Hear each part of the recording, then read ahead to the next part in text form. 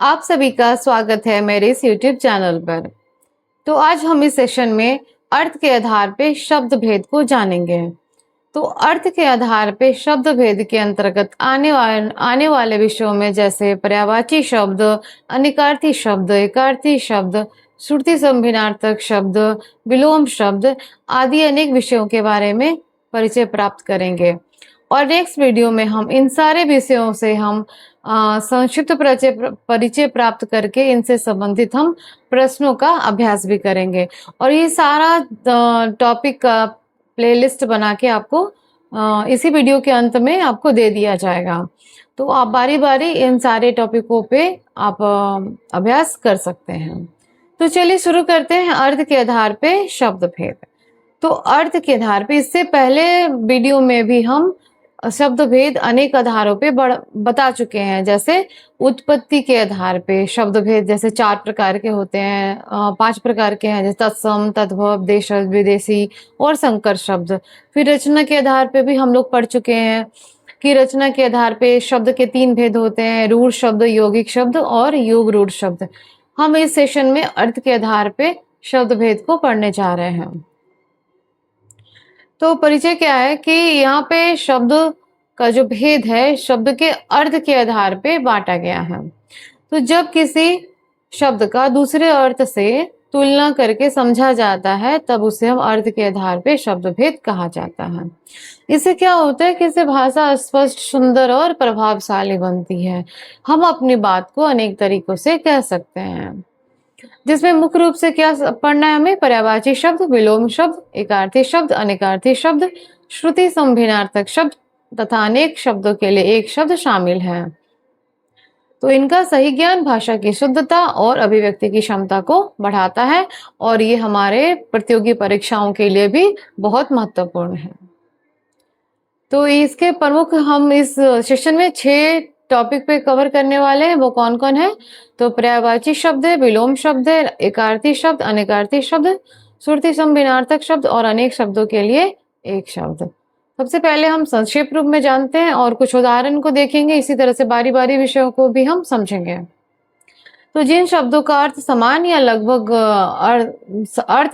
लगभग समान ही होता उन्हें हम पर्यायवाची शब्द कहते हैं। जैसे आप जानते ही हैं, उदाहरण के लिए सूर्य। सूर्य को क्या क्या कहते हैं? रवि, दिनकर, भास्कर, भानु, आदित्य। चंद्रमा, शशि, इंदु, हिमांशु, निशाकर, राकेश। पृथ्वी का है पर्यायवाची शब्द धरती, धरा, वसुंधरा, मेदिनी। जल का पर्यायवाची शब्द है नीर, वारी, तोय, सलील।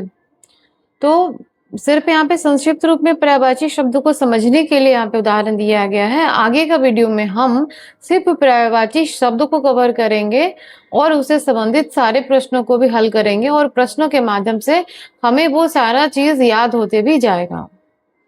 आगे बढ़ते विलोम शब्द। जिन शब्दों के अर्थ एक दूसरे से बिल्कुल विपरीत होते हैं, उल्टा होता है, उन्हें हम विलोम शब्द या विपरीतार्थक शब्द कहते हैं। ठीक है, ये भाषा में विरोध या उसके अंतर को स्पष्ट करने के लिए किया जाता है। उदाहरण के लिए दिन का रात, सुख का दुख, अच्छा बुरा, सत्य असत्य, लाभ हानि, जीवन मृत्यु, ऊंचा नीचा, आना जाना, ये सारे शब्दों से आप परिचय प्राप्त किए पहले भी होंगे। अब एकार्थक शब्द। जिन शब्दों का केवल एक ही अर्थ निश्चित होता है उन्हें हम एकार्थी शब्द कहते हैं। तो इसके उदाहरण के लिए आप जानते हैं कि विज्ञान मतलब विज्ञान जानते हैं, गणित का अर्थ गणित ही होता है। तो ये तकनीकी और सामान्य जीवन में ऐसे शब्दों का प्रयोग होता है जैसे कंप्यूटर, मोबाइल, कलम, घड़ी, विद्यालय, पंखा, रेलगाड़ी। मतलब कलम कहने से सिर्फ आप कलम के बारे में जानेंगे और उसका कोई अन्य अर्थ नहीं होता है। एकार्थी शब्द का होते ही है वो जिनका केवल एक ही अर्थ होता है। अब है अनेकार्थी शब्द। अनेकार्थी शब्द जैसा इसके शब्द से ही पता चल रहा है अर्थ कि इसके अनेकार्थी मतलब इसके अनेक अर्थ होते हैं। तो जिन शब्दों के एक से अधिक अर्थ होते हैं उन्हें हम अनेकार्थी शब्द कहते हैं। ऐसे शब्दों का अर्थ वाक्य के अनुसार समझा जाता है कि किस सेंस में इसका प्रयोग किया जा रहा है। उदाहरण के लिए कर। अब कर का मतलब हाथ भी होता है और कर का अर्थ टैक्स भी होता है। दूसरा है पत्र। अब पत्र का मतलब चिट्ठी भी होता है, पत्र मतलब पत्ता, पेड़ का पत्ता।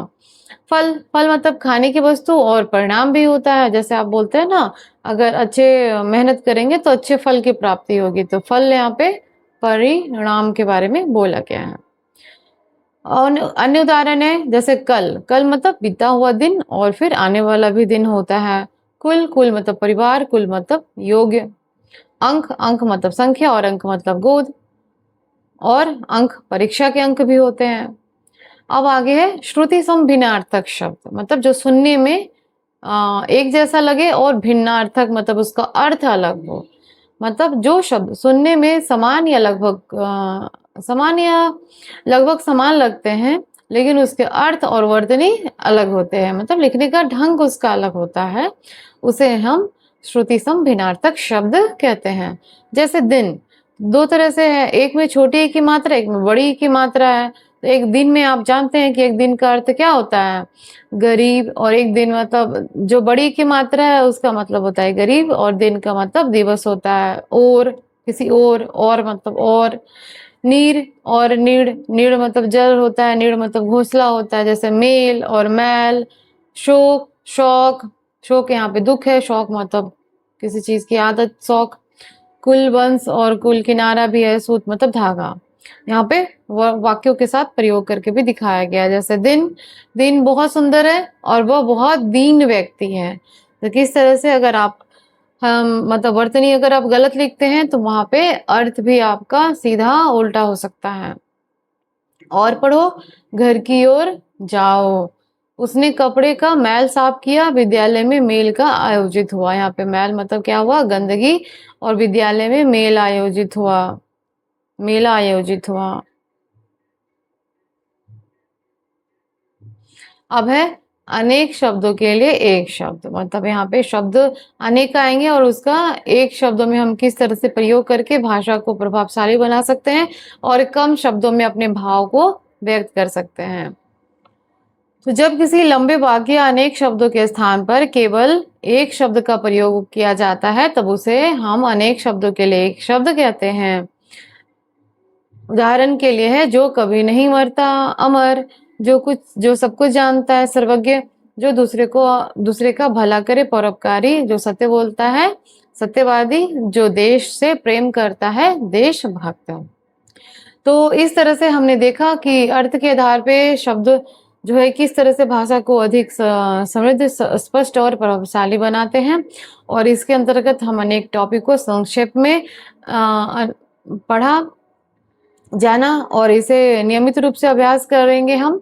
आने वाले वीडियो में हम इन सारे टॉपिक पर विस्तृत रूप से चर्चा करने वाले हैं, और ये आपका प्रतियोगी परीक्षा में भी बहुत मदद करने वाला है। तो नेक्स्ट वीडियो में मिलते हैं सारे टॉपिक पर हम विस्तृत अध्ययन के लिए। तो इस वीडियो में बने रहने के लिए आपका बहुत बहुत धन्यवाद।